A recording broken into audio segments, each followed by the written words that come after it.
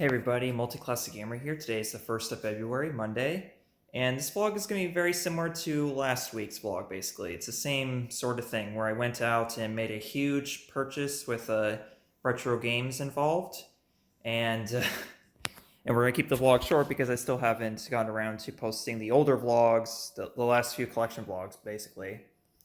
Yeah, I once again basically pulled off the same thing I did last week, where I went off and got a bunch of games and a few new consoles. So let's go over them.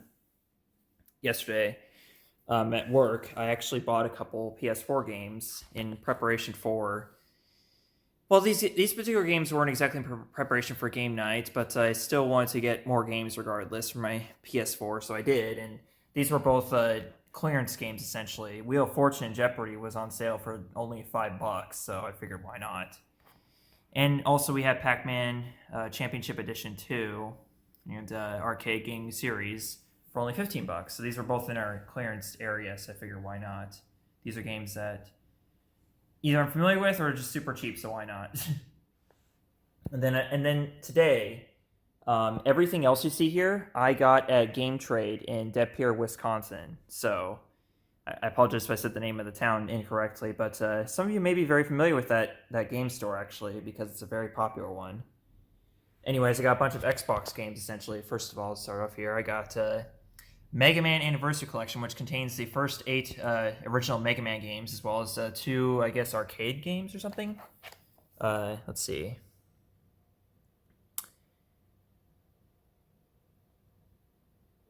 2 never before released in the US arcade games, basically, is what it says. It doesn't say the exact name of said games, so I'll have to take a look at that later. But to those of you who already own this are already aware of what those are. Next up, we have Open Season, based on the 2006, 2005, somewhere around there, animated film. And interesting enough, it's made by Ubisoft. A lot of these games I actually got are made by Ubisoft, interestingly enough. Well, not a lot of them, but like a good portion, like even the really old ones, so that's what got my attention, I guess. Next up, we have a Pac-Man World 3 on the Xbox. So not much to say about that. I haven't played it yet, but it's a Pac-Man game, so I figured why not. And then next up, we have the best game that I ever got. The best one I got today, at least in particular, Shrek Super Party. Basically, Shrek's play on Mario Party, and I've heard great things about this one, so I'm very much looking forward to playing with friends. Eventually, someday, maybe. Next up, we have Sneakers, which is an Xbox exclusive. Not only that, but also a Toys R Us exclusive. So you could only find this at Toys R Us back in the day, and it's only for the Xbox. And basically, it's Sneakers. It's about, I guess, a group of mice who are trying to stop rats or something. It's not a very good game, but whatever. I own it now, so blah. And next up, we have Tak, the Great Juju Challenge for the Xbox. Nothing more to say about this. It's just me collecting more of the Tak games. Next up, we have Tide Tasmanian Tiger and Tide Tasmanian Tiger 3 on the Xbox. Because since I didn't have them on the Xbox yet, I think I have them both on GameCube and PS2. But yeah, now I have them on Xbox as well. Alright, now going back here, we have a couple Sega Dreamcast games. We have Dinosaur, based on the Disney film of 2000. So that'll be interesting to try out once I get around to it. And finally, well, yeah, next up is the best-selling game, I guess, on the Dreamcast, Sonic Adventure. And I mean, shit, it's pretty obvious why that is. So moving on. Next up, we have Donkey Kong on the Game Boy from 1994. Now, interestingly enough, this was actually complete in the box. It's like $40 or so. So it was already a lot cheaper than your typical listing of that magnitude on Amazon. Typically, I find this for like hundreds or even thousands of dollars on Amazon in that particular condition. But even better, I opened the box, and inside I found a Toys R Us receipt dated January 24th, 1998. So whoever bought this game originally back at Toys R Us kept the receipt in the box, and for that, I thank you wholeheartedly for that, because I just love the fact that the receipt came with this. Like, I know when this originally was bought. Like, that's so cool. Next up, we have 5 N64 games. Major League Baseball, featuring Ken Griffey Jr. My brother played this a lot back when I was, first started playing games on his Nintendo 64. So I purely got this out of nostalgia, basically.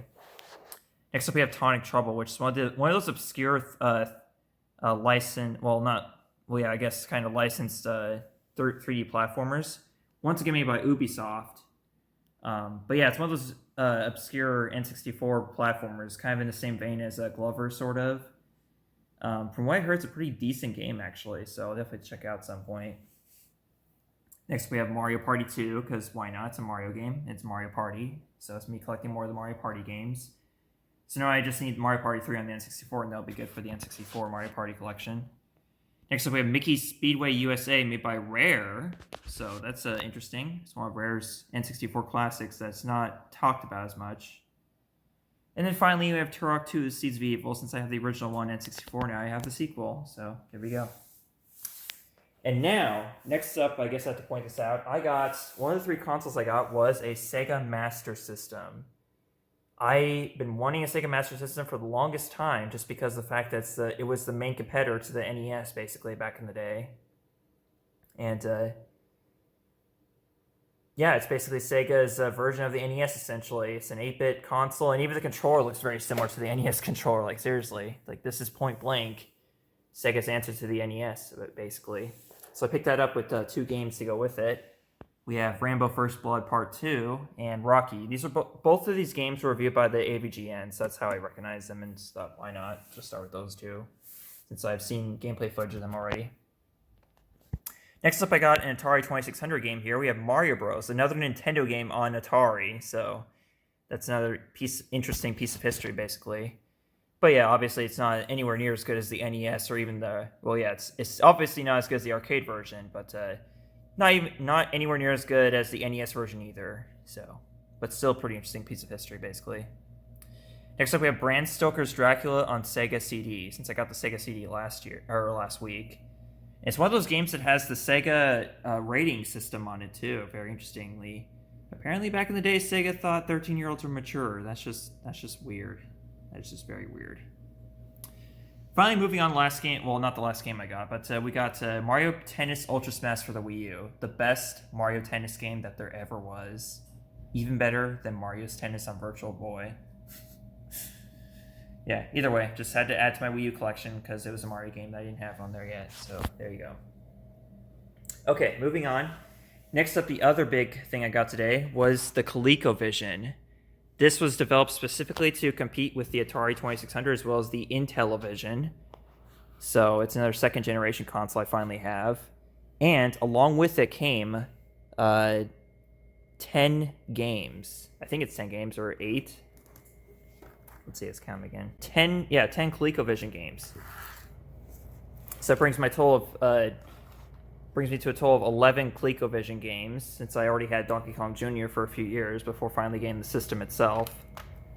Okay, so first of all we have... I guess we should start at the top. We got Cosmic Avenger, Donkey Kong, of course, Ladybug,